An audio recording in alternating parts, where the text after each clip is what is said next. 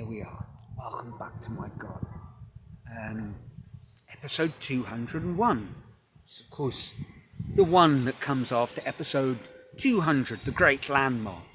And very much in the spirit of mastery, once you've achieved a shiny little goal, ambition, well, you dust yourself down and get back in the saddle, or whatever metaphor one might go for, and just keep on going. The mastery path is an unending one. And actually that's kind of what I want to talk about, this whole idea of repetition and just keep on grinding. During the week, and you're probably familiar with this little segue, in one of my newsletters, I came across an essay written by Brandon Hendrickson. I'd never heard of him before. He's a sort of peripheral figure in alternative education. I think I came across this essay via Austin Kleon's newsletter. Austin Kleon, writer, poet, visual artist, very famous for the TED Talk Steal Like an Artist, which I can highly recommend. And Brandon Hendrickson is I suppose his area of interest is in alternative school systems. He's a homeschooler, and I think he sort of reached that point out of desperation with the inadequacies of conventional institutionalized education systems. And this essay sort of piggybacked on the work of an educational philosopher, I think his name's Kieran Egan, who looks at how our school systems came about and basically why they don't really work very well and what can be done about it. Well, I'm not going to go into any of that right now. I don't teach in schools anymore. I don't have my own children.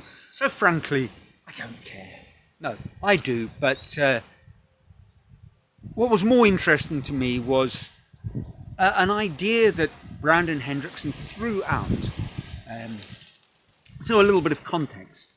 Once upon a time, he was a sort of expert private tutor for people trying to do the American college entrance maths exams, SATs, and there's a more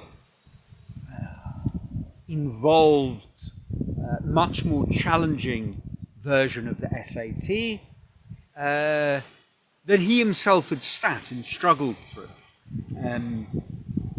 And he had this experience where he was doing practice tests, which is the way you prepare for public mathematics exams, because ultimately they're going to throw up mostly the same stuff, just in the new guise. And he'd do these tests over and over again, and he just didn't seem to be getting anywhere. Excuse the phone, the alarm. So he was doing them over and over again, and then when he'd review his answer, he'd look at it and find that the questions he'd got wrong the time before, he'd got wrong all over again. Even though he'd restudied, doubled down, knew that those were the ones that he'd got wrong, it just wasn't sticking. And he came up with quite an interesting approach, which is what he called his deep practice book. I'm not going to go into absolutely every last detail, but effectively what the deep practice book was, every time he got a question wrong, he would write it out. Not just redo the test, but he would physically write out the question, write out the solution, kind of like a flashcard, and then start writing notes around that. And he would, building on top of the notes that he'd write, he would write notes that that were essentially trying to teach the question to someone else. I mean, these are all highly recommended forms of learning.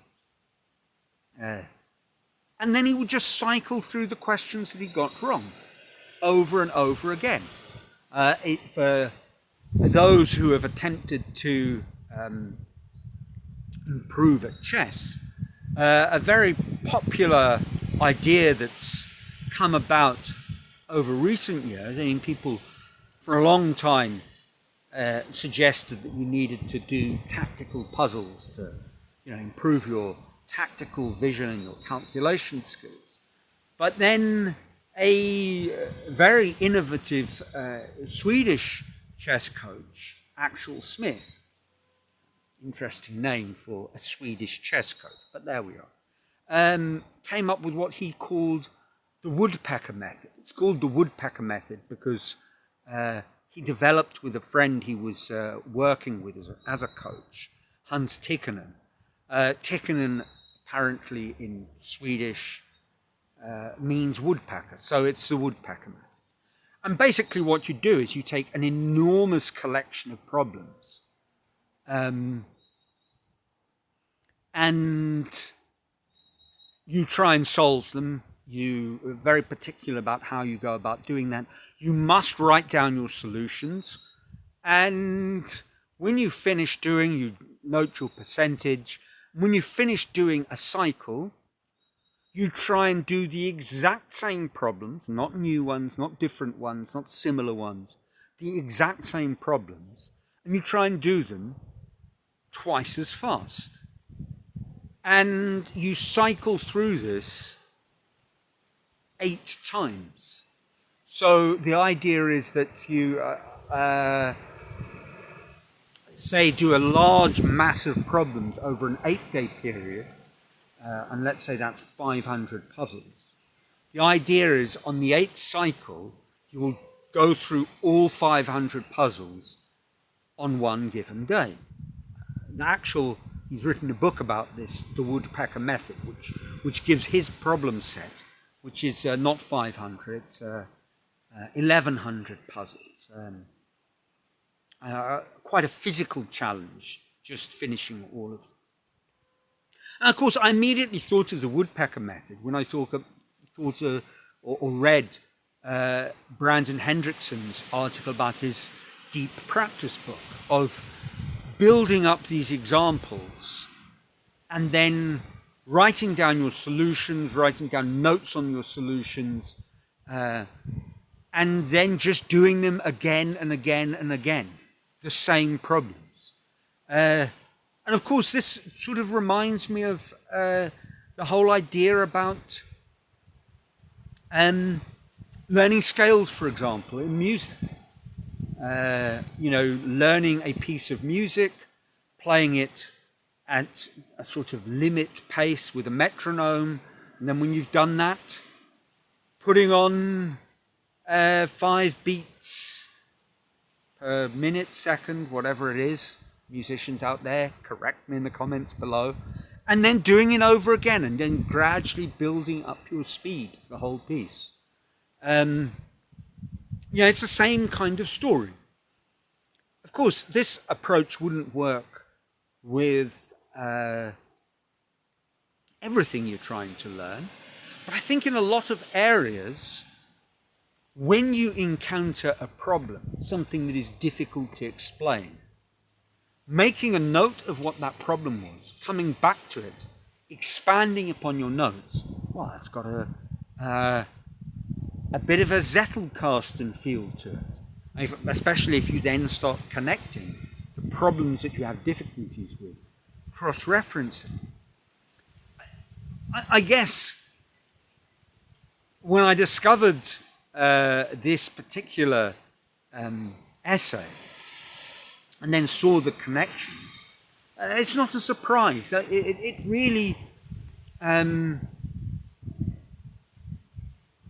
these really aren't new ideas. They're just the gradual coalescing of different strands.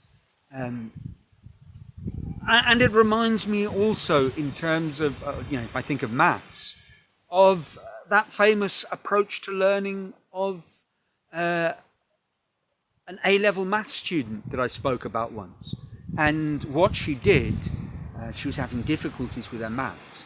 So she tried to write out all of the A-level maths syllabus on one piece of paper. And she sort of put broad subject areas in circles, and then topics, and then kind of problems, and then sort of cross-linked them, making a very complex web, a mind map of A-level mathematics. And that approach could be done with literally anything.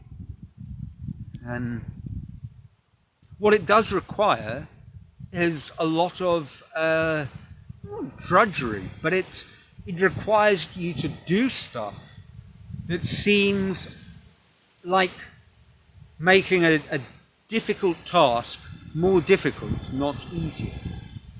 But I think, using a music analogy, it would be a bit like, you could learn to play lots and lots and lots of different pieces of music, or short excerpts, riffs, whatever, songs. You could learn to play lots and lots and lots and lots of songs okay, in a mediocre sort of way, dare I say it, badly. Or you could learn to play one and really double down and get that one right. And then you could learn to play another one. And then you start cycling through those two pieces of music. Then you play another one. And you could, in that way, build up your own body of knowledge, your own repertoire. And these kind of detailed notes that you would be taking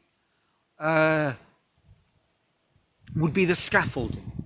And it might be very slow and cumbersome, seemingly, at first. But in the long run, what you create is an extraordinarily powerful tool. And this will be one of the things that I need to do. And this is something that I sort of spoke about.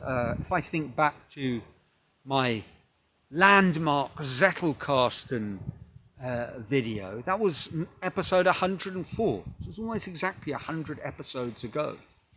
And over the 100 episodes, I revisited a few times to say that nothing had been done. So perhaps the universe was giving me a overly aggressive poke in the ribs that, no, Neil, something needs to be done. You know what needs to be done. You need to do it. Well, when the universe gives you a poke in the ribs, you better take notice. And the more aggressive the poke is, the more uncomfortable it makes you feel, probably the more you need to do it. That's borrowing heavily on Stephen Pressfield, The War of Art, another book that I'd recommend you read. If you are a devotee of the mastering of self-actualization, if you are on the mastery path, well, lean into the hard stuff. I think that's what we have to do. And I think it's worth it. So that's it for this week. The next 100 videos are underway. Let's see where we go, and let's see if over the course of these 100 videos I can start doing some of the things that I meant to do over the course of the last 100. Anyway, I'm not going to beat myself up over it. That is a waste of energy. I think it's just make a small start, however small, and I'll let you know. And on that note, as always, I trust your lives are filled with joy. And from a sunny Brazil, till next week,